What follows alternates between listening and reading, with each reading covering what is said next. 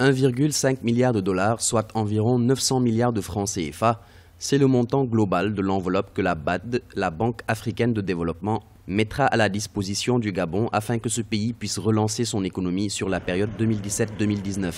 Une première tranche de 131 milliards de francs CFA ayant déjà été décaissée au mois de mars 2017, la BAD compte envoyer dans les tout prochains jours à Libreville une délégation afin de déterminer les termes du déblocage d'une seconde tranche. Bien entendu, l'utilisation de ces fonds par l'État gabonais sera évaluée de manière permanente par les équipes de la BAD. L'appui budgétaire pour la première phase a déjà été décaissé. Nous avons discuté de sa deuxième phase en même temps que le projet qui a été approuvé mais qui doit être ratifié. Nous avons essayé de faire le point pour s'assurer que le portefeuille demeure sain ici au Gabon.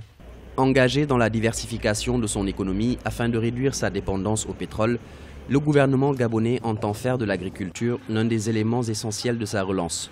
Sur les 900 milliards de francs CFA que donnera au total la BAD, 137 milliards seront destinés au secteur agricole.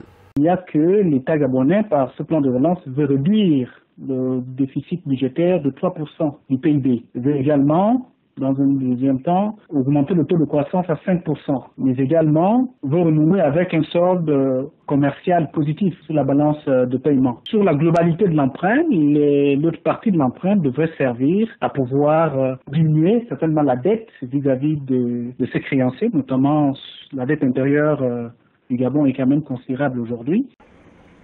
L'économie gabonaise est entrée en récession depuis plus de 3 ans après avoir été frappée par la chute des prix des matières premières, notamment du pétrole. Outre cet appui financier de la BAD, le Gabon avait déjà obtenu le 19 juin 2017 du Fonds monétaire international un prêt d'environ 375 milliards de francs CFA au titre de son mécanisme élargi de crédit. Un premier décaissement de 64 milliards de francs CFA avait été immédiatement effectué. Le financement du FMI vise, entre autres, à assurer la stabilité macroéconomique et à relever un taux de croissance tombé à 2,1% en 2016 contre 3,9% en 2015.